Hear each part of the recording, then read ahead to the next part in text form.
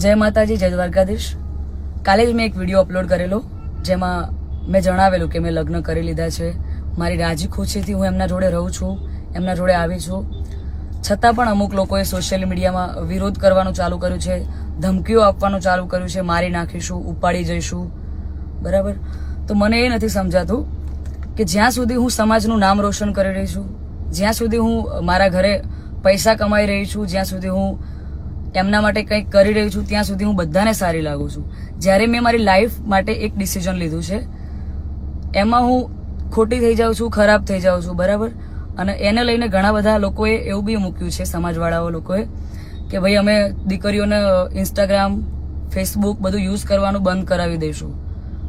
તો આ નિયમ ફક્ત દીકરીઓ માટે કેમ છે મને એ નથી સમજાતું. આપણા દીકરાઓ જ્યારે કોઈ બીજા સમાજની દીકરીને લઈને આવે છે ત્યારે આપણે બધું એક્સેપ્ટેબલ હોય છે. જ્યારે એ જ કાર્ય આપણી દીકરી કરે છે ત્યારે આપણે એના વિરુદ્ધમાં જઈએ છીએ. તો મને એવું લાગે છે કે અત્યારે તમે એકતા કરી રહ્યા છો, બહુ સારી વાત છે કે સમાજ એકતા કરે છે, પણ તમે લડવામાં નહીં, સમજવામાં એકતા કરશો તો વધારે સારું રહેશે. બાકી તો હું કાયદાકીય પગલાં લેવાની જ છું. અને આ બાબતે હું આપણા વિધાનસભાના અધ્યક્ષ શ્રી શંકરભાઈ ચૌધરીને વિનંતી કરું છું અને આપણા ગૃહમંત્રી શ્રી હર્ષભાઈ સંઘવીને પણ વિનંતી કરું છું કે મને આમાં સપોર્ટ કરે. અને બાકી તો આપણે કાયદાકીય રીતે લડવાની તૈયારીમાં છીએ.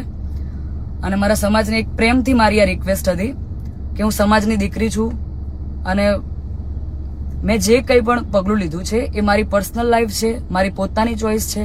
તો એના પર કોઈ સવાલ કે કોઈ કમેન્ટ્સ કરવાનો કોઈને અધિકાર નથી. જય માતાજી, જય દ્વારકાધીશ.